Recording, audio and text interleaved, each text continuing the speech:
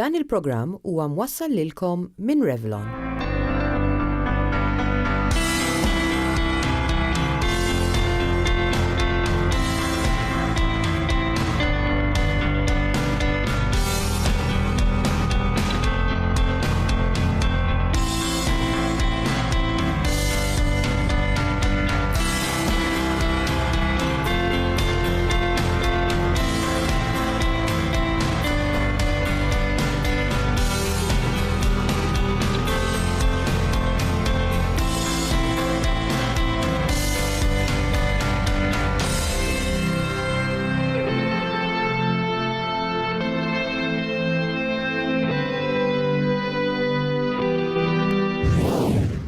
L-isport huwa ħajti, nitrenja kemm filgħodu u kemm filgħaxija.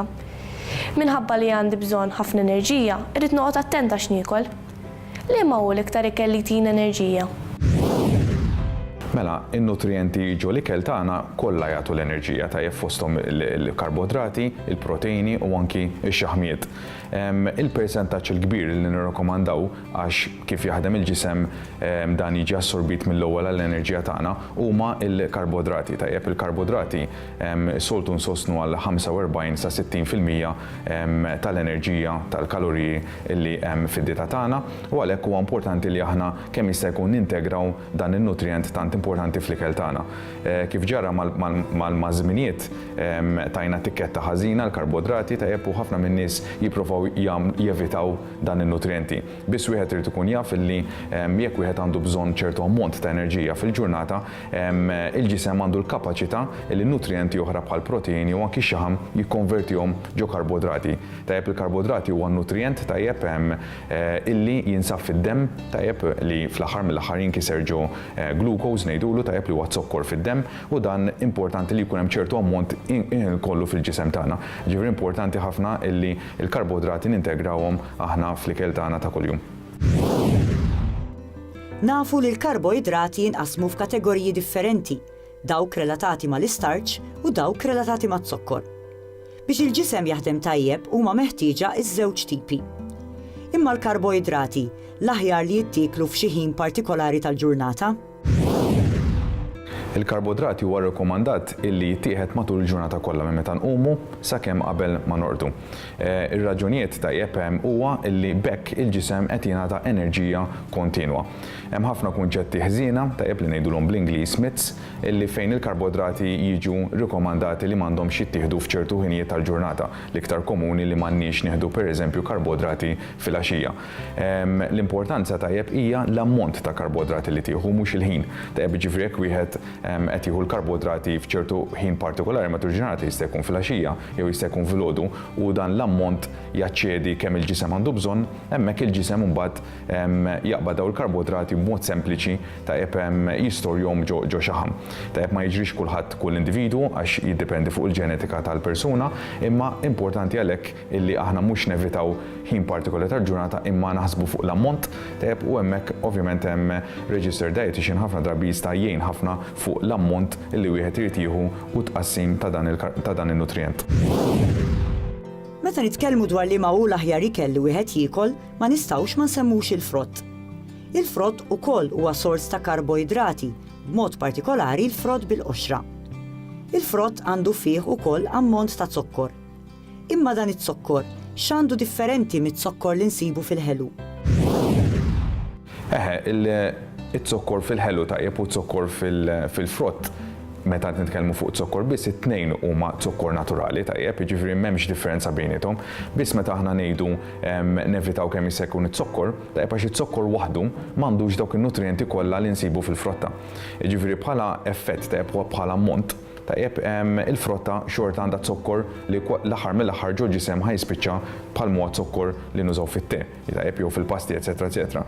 Biss li nippruvaw nevitaw huwa xi zokkor tat-te biex nispjegawha b'mod sempliċi, dan m'għandux nutrienti oħra huwa ġast kimika waħda u dan mhux se jagħti valur daqshekk nutrittiv fil-ġisem tagħna. Il-frotta fuq in-naħa l-oħra apparti t-zokkor tajjeb li hemm ġol frotta ħansibu varjazzjoni kbira ta' nutrienti u anke mijiet xi kultant ta' nutrienti oħra illi dan jagħmel ġid għas-saħħa tagħna, speċjalment fil-prevenzjoni ta' ċertu mart u anki tajjeb hemm waqt ċertu mart.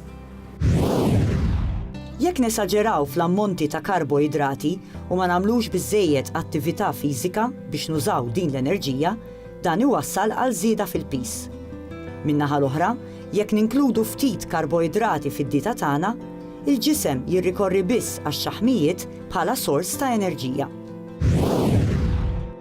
Peress li kulħadd jgħix differenti u għandu lifestyle differenti, l-ammont ta' karboidrati hija pjuttost xi ħaġa li għandha tkun personalizzata.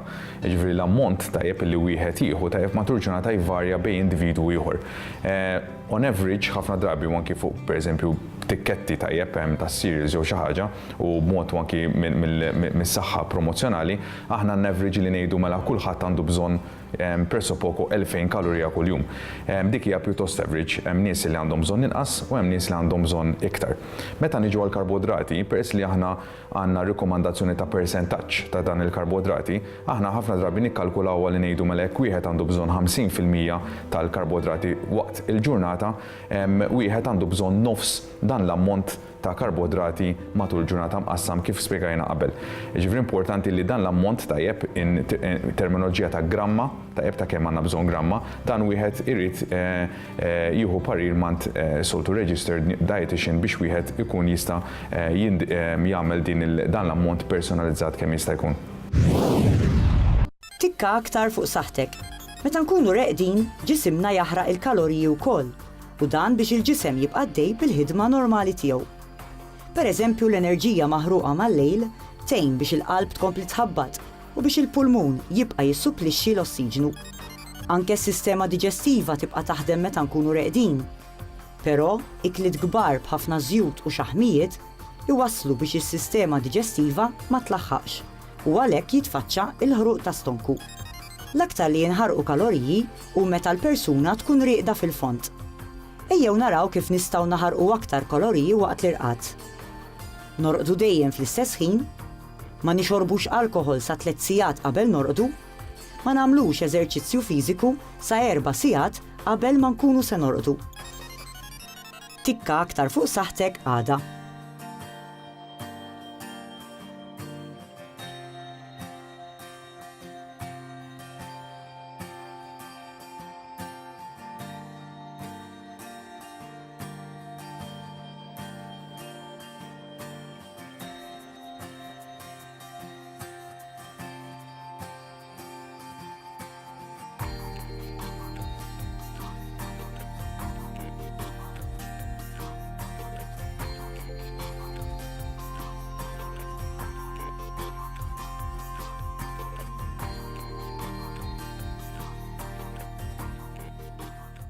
Dan il-programm ġie mwassal lilkom minn Revlon.